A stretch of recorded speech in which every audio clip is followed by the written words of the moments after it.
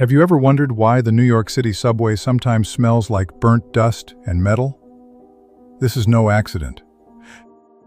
In 1966, CIA agents secretly released particles into the vents to see how fast 1 million people would die. Operation Whitecoat was just a rehearsal for the real attack on your perception. It was the birth of the human filter. Today, we open the Phase 5 files. You will see how your smartphone became a remote control for the pathogens in your blood. In 2026, the experiment is no longer in a lab. It is in your pocket, and the final harvest is finally starting. In 1954, the United States Army recruited a group of men who refused to carry a gun. They were conscientious objectors. They believed in saving lives. But the government had a very different mission for their bodies. They wanted to turn them into human filters for the Black Death. The Cold War was breathing down the neck of Washington. The threat of biological warfare was no longer a theory. It was a terrifying reality. The military needed to know how a plague would travel through a city. They needed to know how much a human lung could take before it failed. By the end of this journey, you will see the secret maps of the aerosol clouds released over American soil. You will discover why the men of Operation Whitecoat were exposed to lethal doses of Q fever. And you will see why the data from their suffering is still classified today. The project was centered at Fort Detrick, Maryland. This was the dark heart of the American biological program. The scientists there weren't looking for a cure. They were looking for a benchmark. They wanted to measure the precise cost of a man-made epidemic in 1955. The recruits were mostly Seventh-day Adventists. They were young and idealistic. The Army offered them a choice. They could serve in the medical corps, or they could become whitecoats. They were told they were helping humanity. They didn't know they were assets for a nightmare. But here is the most disturbing part of the recruitment. The government knew these men wouldn't fight back. They were the perfect subjects because their faith demanded obedience and sacrifice. The military was weaponizing their religious devotion to fill a laboratory ledger. The first experiments took place in a massive 8-story cylinder called the 8-ball. It was a pressurized chamber designed to hold a cloud of death. One by one, the volunteers stepped inside. They were told to breathe deeply as the invisible pathogens were released. The air inside the 8-ball was thick with the scent of ozone and metal. The men sat in chairs, waiting for the first signs of fever. They were being exposed to tularemia and yellow fever. They were living sensors for a war that hadn't even been declared yet. But wait, it gets even more clinical. The doctors monitored their heart rates and oxygen levels with a cold precision. They weren't treating patients. They were recording the speed of a biological collapse. Every shiver and every scream was a valuable data point. The declassified memos show that the military was obsessed with the human filter concept. They wanted to know if certain people were genetically predisposed to survive. They were looking for the chosen ones, long before the term was used in modern science. Imagine being in a hospital bed, shivering with a 105-degree fever, while a man in a white coat watches you through a glass window. To him, you aren't a hero. You are an experiment. You are the raw material for the next generation of biological power. The transition from the 8-ball to the general population was the next logical step. The Army wanted to see how these diseases moved through a crowded environment. They began planning secret releases in the shadows of the nation's capital in 1957. But the momentum of Operation Whitecoat was already too fast to stop. The scientists were moving from simple fevers to the most deadly toxins known to man. They were preparing for Phase 2, a phase that would involve the total management of the human immune system. The gateway was open. The volunteers thought they were protecting the world, but the archives reveal that they were just the first batch of biological inventory. The machinery of betrayal was entering its most aggressive stage in the silence of the Maryland woods. The countdown to the first mass exposure had begun. The aerosols were being loaded, the targets were selected, and the men of Operation Whitecoat were about to find out that the mercy of the state is a very cold thing indeed when the stakes are global. The 8-ball was the most dangerous room in America. It was a metal sphere that could hold 1 million liters of air. Inside, the Army created artificial weather. They controlled the wind, the humidity, and the concentration of the plague. It was a god machine for death. In 1958, the trials intensified. The scientists were no longer satisfied with mild infections. They wanted to see the limit. They began using Q fever. It was a disease that caused intense hallucinations and bone-crushing pain. The volunteers were terrified. The documents show that the men were kept in isolation after their exposure. They were not allowed to contact their families. Their letters were censored. The government wanted to ensure that no emotional data leaked out of the facility. They only wanted the biology. But the physical toll was only half the story.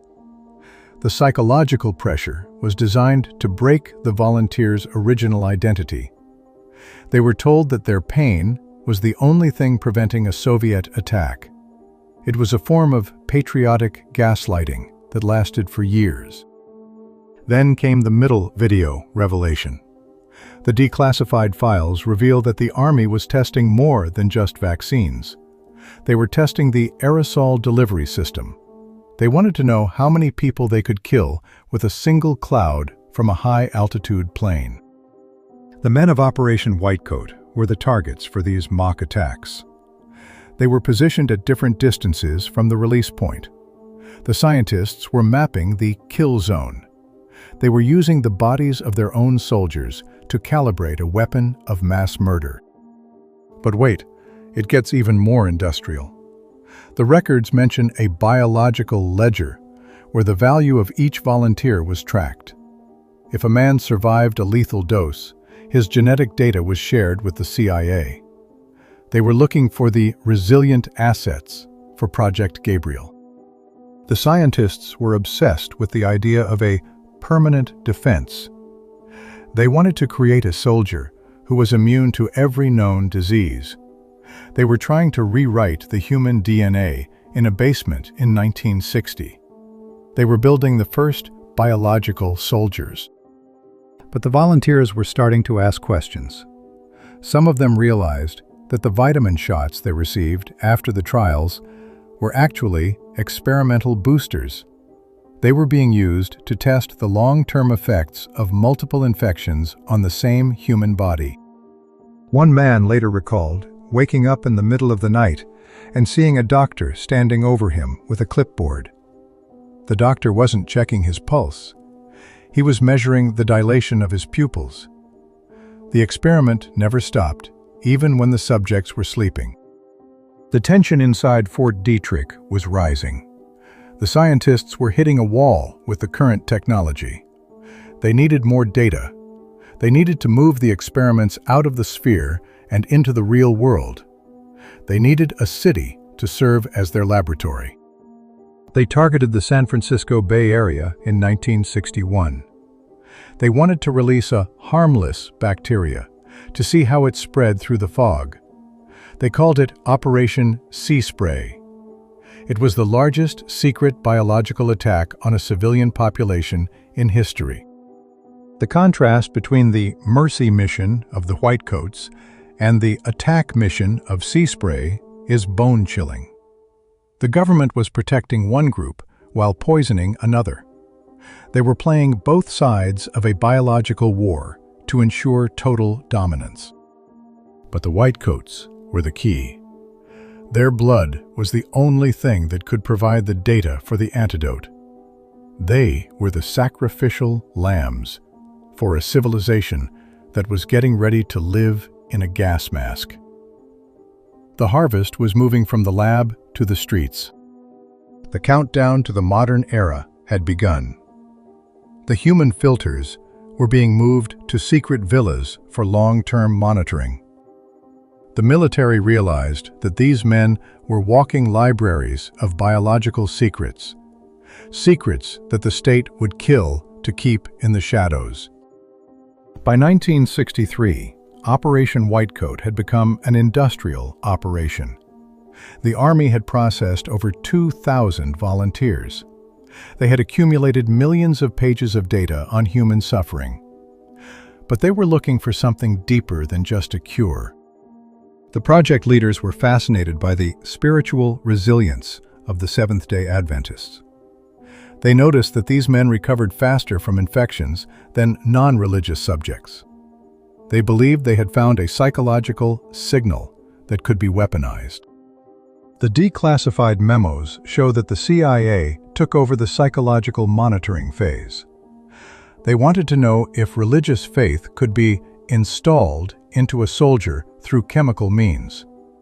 They were trying to manufacture loyalty in a laboratory in Maryland. They began using sensory deprivation tanks in 1964. They would put a white coat in total darkness for 72 hours. While he was in the tank, they would broadcast messages about divine obedience through underwater speakers. It was a psychic harvest. But the biological experiments didn't stop. They moved to Agent X. This was a man-made pathogen that had no name in the official reports. It was designed to stay dormant in the blood for years. They wanted to see if they could create a time-delayed plague. The volunteers were injected with Agent X and then sent back to their regular lives. They were told they were cleared, but the government was still watching. They had agents posing as insurance salesmen and neighbors to monitor the men's health for decades. This was the birth of the Biological Ghost program. These men were walking time bombs, carrying secrets in their cells that they didn't even know existed. They were the first generation of tracked citizens, long before the invention of the internet. Wait, it gets even more disturbing. The documents reveal that the Army shared the white coat data with the same Japanese scientists from Unit 731 that we discussed. The devil's bargain was still paying dividends in the 1960s. The expertise of the Harbin monsters was used to refine the aerosol clouds at Fort Detrick. The human filters were breathing in the same death that had been perfected in the Manchurian winter. The circle of agony was finally complete and absolute. But a new shadow was falling over the project. One of the scientists, a man who had seen too many Maruta in Harbin and too many whitecoats in Maryland, decided to speak. He realized that the government was planning a final harvest for the year 1970. He saw the blueprints for a global vaccination program that was actually a delivery system for Agent X. He realized that the human filters were just the beta test for a much larger operation. They wanted to own the immune system of the entire planet. In 1966, the whistleblower tried to contact a member of the Senate. He was stopped before he could even leave the base. He vanished into the identity factory and was never seen again. His name was redacted from every file in the archive. The project leaders realized they had a security problem. They decided to accelerate the moral reset protocol. They began using a new drug called Amnesia 9. It was designed to erase specific memories of the 8-ball trials while keeping the technical skills. The volunteers were being scrubbed. They were being turned into blank slates once again. The military wanted to ensure that when the project finally ended, there would be no witnesses left to testify. They were preparing for the Great Purge of 1973. But the paper trail survived. Some of the original ledgers were misfiled in a warehouse in Kentucky. These ledgers contained the names of the men who were used as human filters, names that the government still refuses to acknowledge in the light of day. The year 1969 marked a turning point for Operation Whitecoat. The public was starting to march against the war in Vietnam. The atmosphere in America was one of deep distrust. The generals knew they had to move their most sensitive work into the private sector. They began forming front companies with names like General Medical Research. These companies were staffed by former military doctors. They received millions of dollars in secret grants to continue the aerosol harvest on civilian populations without oversight. The declassified charts show that secret trials were conducted in the New York City subway system. They used harmless particles to simulate a biological attack. They wanted to see how many millions would be infected within 1 hour. They were using you as a data point. The data from the subway trials was compared to the data from the 8-ball. The scientists realized that the human filter was much more efficient than they had predicted. A single infected individual could compromise an entire city block in 1971. But here is the twist. The harmless particles weren't actually harmless. Recent forensic analysis of the release sites has found traces of pathogens that were linked to a sudden rise in respiratory illnesses in the 70s. The state was poisoning its own people for a map. The project leaders were now working on Phase 5. This was the plan to use the Montauk frequency to activate the dormant Agent X in the blood of the population. They were trying to create a biological remote control for the entire United States. They wanted to be able to trigger a fever or an immune collapse through a radio signal. They envisioned a world where a protest could be stopped by simply turning on a plague in the street. It was the ultimate dream of total social and biological control. But the Whitecoat volunteers were starting to die. Not from old age, but from unexplained multi-organ failure. Their bodies were finally giving up under the weight of the 40-year experiment. The government realized they needed to hide the bodies. They offered the families priority medical care in government-run clinics. But these clinics were just another level of the identity factory. They were there to ensure that the autopsies were performed by military doctors. They were protecting the secret to the grave. The declassified reports from 1972 reveal a panic inside the Pentagon. A group of survivors from the early 8-ball trials had formed a support group. They were sharing their nightmares. They were starting to remember the scent of the 8-ball. The military responded with Operation Silence. They used the same techniques developed in the Identity Factory to discredit the survivors. They labeled them as mentally unstable and security risks. They were trying to erase the last living evidence of the crime. But then came the leak of 1973. The Great Purge was interrupted by a whistleblower in the Department of Health. He released a folder that contained the human filter protocols. The world finally saw the face of the 8-ball. The public was outraged, but the government was ready. They claimed that Operation Whitecoat was a voluntary program that had saved millions of lives through vaccine research. They used the religious faith of the men as a shield against any moral judgment.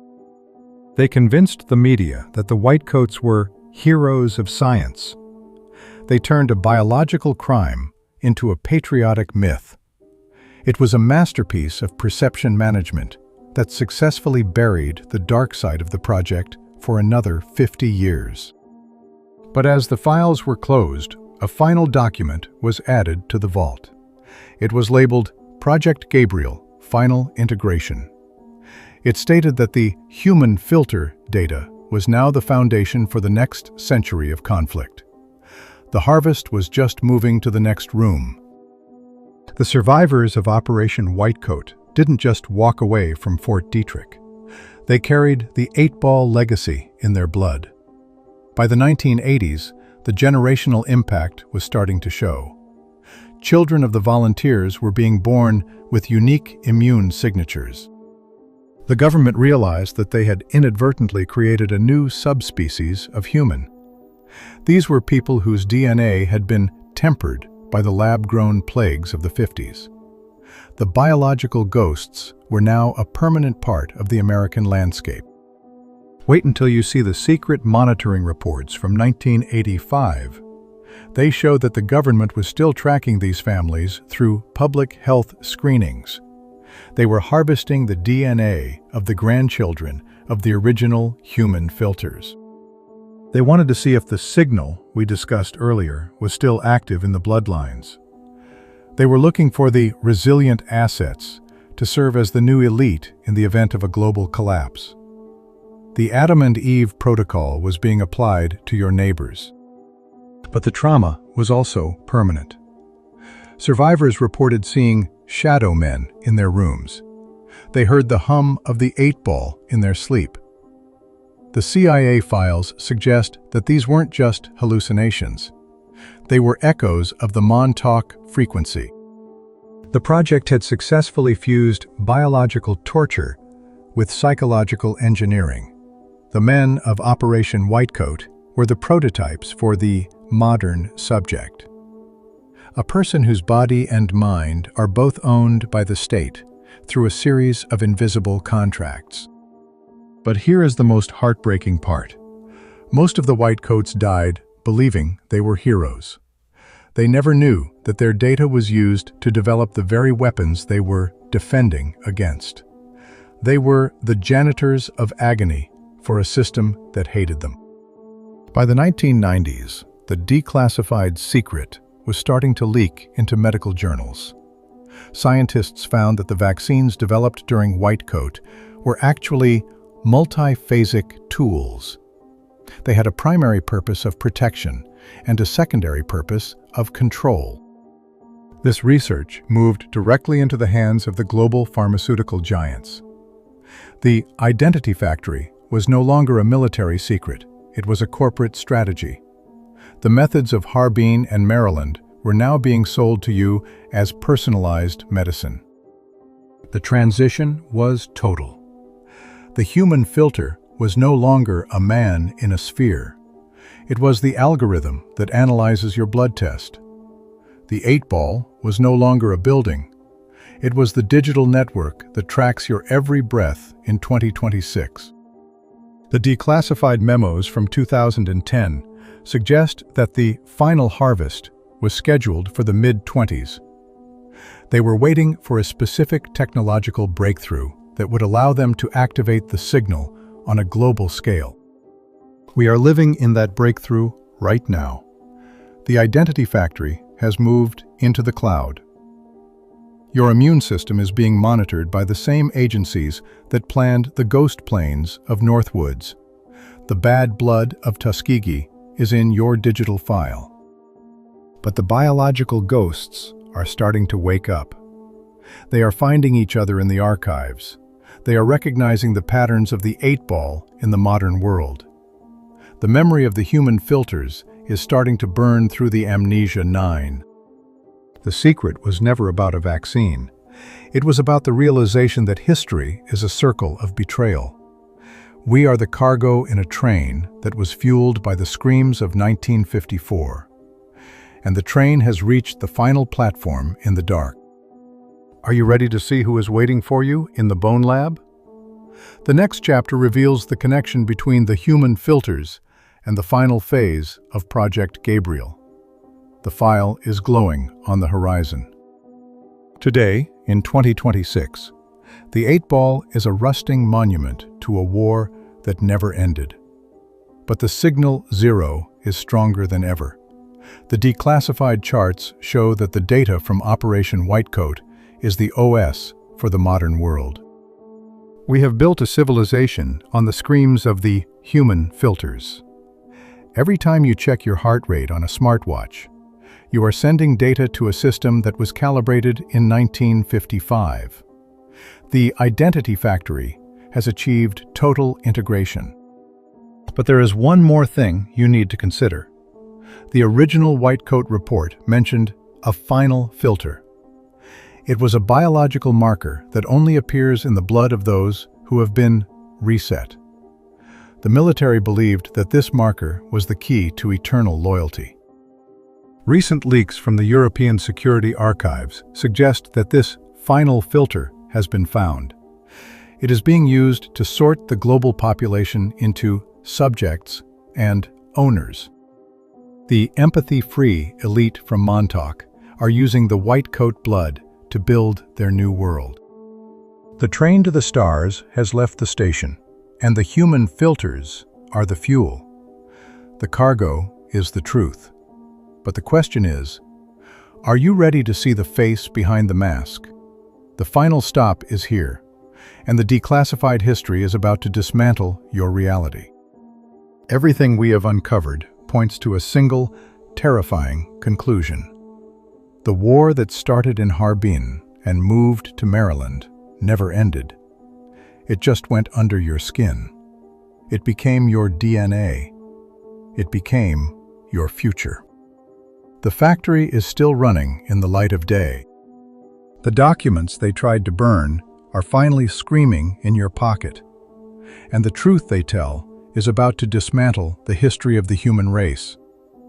The kidnapping of the soul was the primary objective, and today they have more souls than they can count. As you close this video, ask yourself one question. How much of your health is actually yours? How many of your reactions were programmed into your bloodline by a man in a white coat 70 years ago? The search for the human trigger has reached your home. But wait, there is one more thing. The agency always kept a backup. Even as they dissolved Operation Whitecoat, they kept the most successful human filters for a rainy day. And the world today is looking very stormy indeed. The 8-ball is spinning again. The next file is already starting to open. It involves a facility that links directly to the modern power structure. A project so dark, it makes the human filters look like a simple error. The final stop is arriving. The declassified file is open. This was only the beginning of the secret biological race. And it is certainly not the last time they will try to play God with your bloodstream. Because once you start looking into the shadows of your own DNA, you realize that the shadows are also looking back. They have been watching you much longer than you think. Since 1954, since 1983, since you started this video. The identity factory is closed, but the blood harvest is eternal.